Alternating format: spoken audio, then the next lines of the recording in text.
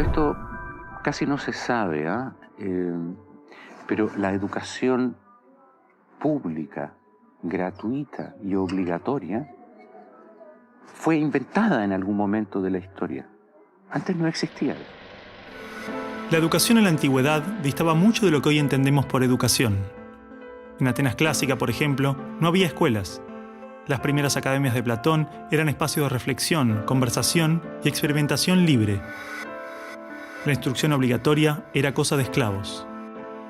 Por otro lado, la educación en Esparta era más parecida a una instrucción militar.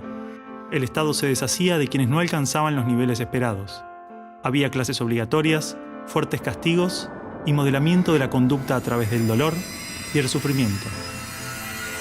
Antiguamente la educación estaba en manos de la Iglesia Católica, por lo menos en el mundo cristiano occidental. Y fue recién en el siglo XVIII, en una época de la historia que se llama despotismo ilustrado, seguramente lo escucharon en el colegio, en donde se creó el concepto de educación pública, gratuita y obligatoria. La escuela como la conocemos nace a fines del siglo XVIII y principios del siglo XIX en Prusia. Con el fin de evitar las revoluciones que sucedían en Francia, los monarcas incluyeron algunos principios de la Ilustración para satisfacer al pueblo, pero manteniendo el régimen absolutista. La escuela prusiana se basaba en una fuerte división de clases y castas. Su estructura, heredera del modelo espartano, fomentaba la disciplina, la obediencia y el régimen autoritario. ¿Qué buscaban estos déspotas ilustrados? Un pueblo dócil, obediente, y que se pudiera preparar para las guerras que hubieron en esa época entre todas las naciones que estaban naciendo. Por ejemplo, Catalina la Grande de Rusia llamó a los enciclopedistas franceses a preparar esto mismo. Diderot, uno de los más famosos, estuvo allí para armar este paquete, ¿sí?, formador, no de ciudadanos, sino que de obedientes súbditos de estos estados. Las noticias del exitoso modelo educativo viajaron rápido, y en pocos años, educadores de América y Europa visitaban Prusia para capacitarse. Con el paso del tiempo, el modelo se expandió a nivel internacional. Muchos países importaron la escuela moderna con el discurso del acceso a la educación para todos, elevando la bandera de la igualdad, cuando justamente la esencia misma del sistema provenía del despotismo, buscando perpetuar los modelos elitistas y la división de clases. Ese es el origen de la educación pública. Fíjense ustedes que Napoleón, un poco posterior, y enemigo jurado de todos estos déspotas, hizo lo mismo. Él lo decía con todas sus letras. Yo quiero formar un cuerpo docente para poder dirigir el parecer de los franceses. ¿Se entiende? Él lo tiene claro. Y eso opera, se sepa o no se sepa, hasta el día de hoy. La escuela nace en un mundo positivista regido por una economía industrial.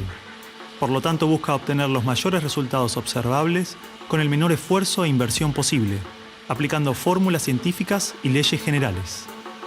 La escuela era la respuesta ideal a la necesidad de trabajadores, y los mismos empresarios industriales del siglo XIX fueron quienes financiaron la escolarización obligatoria a través de sus fundaciones. ¿Dónde coloco los hijos de estas personas para que puedan trabajar? ¿Cómo educamos en que aprendan a leer? ¿Cómo creamos obreros inteligentes? La educación sigue siendo lo mismo, una herramienta para formar trabajadores útil al sistema y una herramienta útil para que la cultura permanezca siempre igual y siempre se repita, lo cual es conservar la estructura actual de la sociedad. La escuela se complementó con investigaciones sobre el control de la conducta, propuestas de utopías sociales y hasta teorías de superioridad racial. No es de extrañar que los primeros estados con el sistema prusiano o similar fueran con el paso de las generaciones focos de xenofobia y nacionalismo extremo. El modelo de producción industrial en cadena de montaje era perfecto para la escuela. La educación de un niño era comparable a la manufactura de un producto. Por lo tanto, requería una serie de pasos determinados en un orden específico. separando a los niños por generaciones en grados escolares.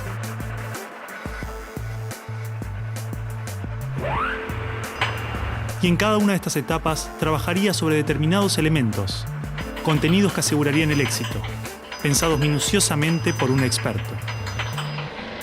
Digamos que el maestro es la figura que es la encargada de enseñar una serie de contenidos que tocan, porque alguien ha determinado así, en una edad determinada. Pero la educación no la preparan los biólogos.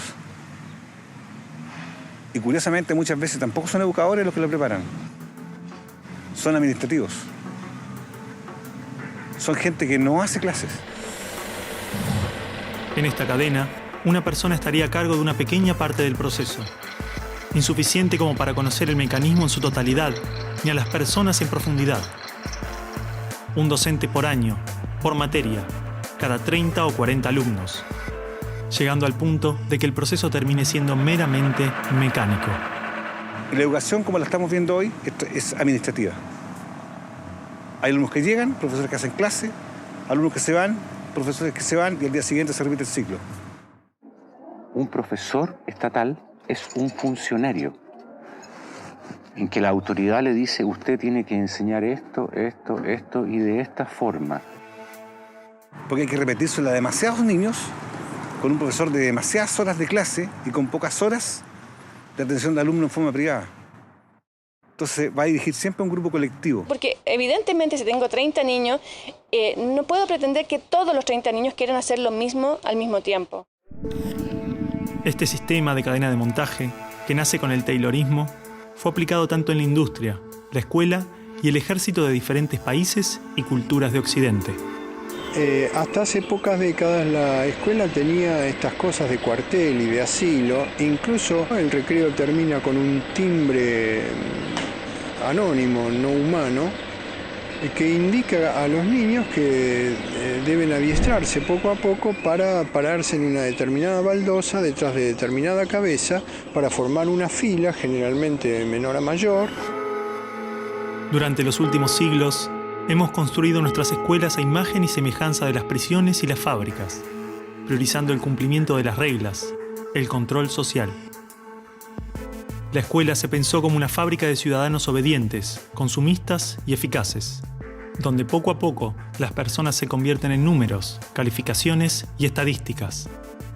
Las exigencias y presiones del sistema terminan deshumanizándonos a todos, porque van más allá de los maestros, directivos o inspectores escolares.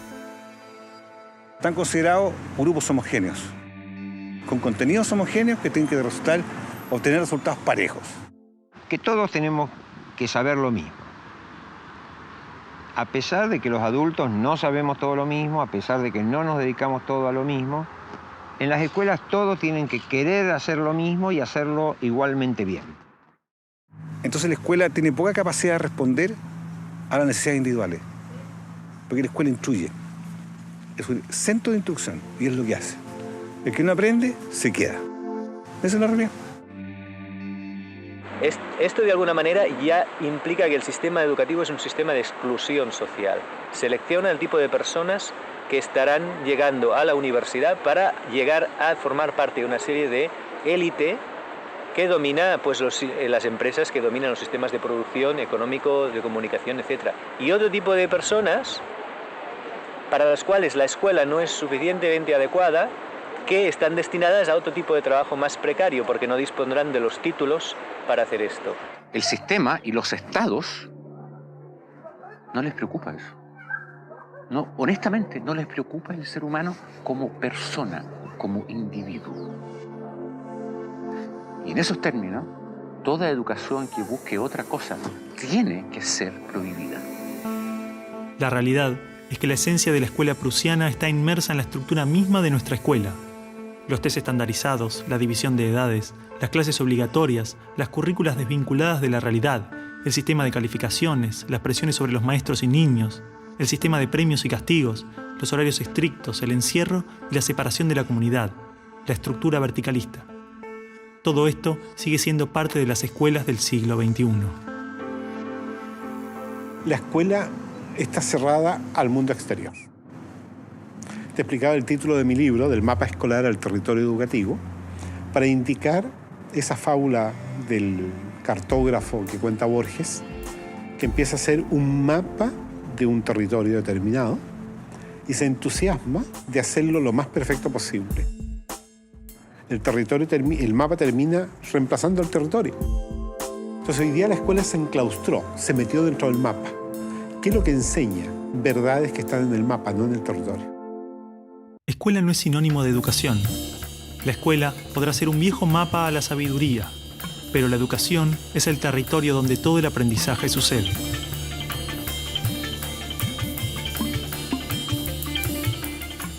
¿Qué es una buena educación? ¿Lograr que la mayor cantidad de niños atraviesen los estándares de calidad? ¿Que obtengan herramientas y conocimientos que no les interesan para superar barreras que otros les imponen? ¿No era el objetivo de la educación lograr una buena calidad de vida?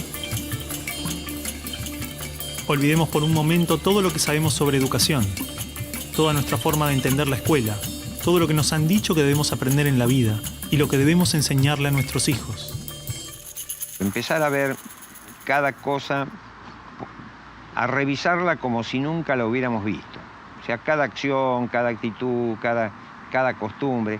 Si no estuviéramos haciendo las cosas como las estamos haciendo porque siempre las hicimos así, ¿cómo las haríamos hoy? ¿No? Es como sacudirse la cabeza y decir, bueno, empezamos de nuevo.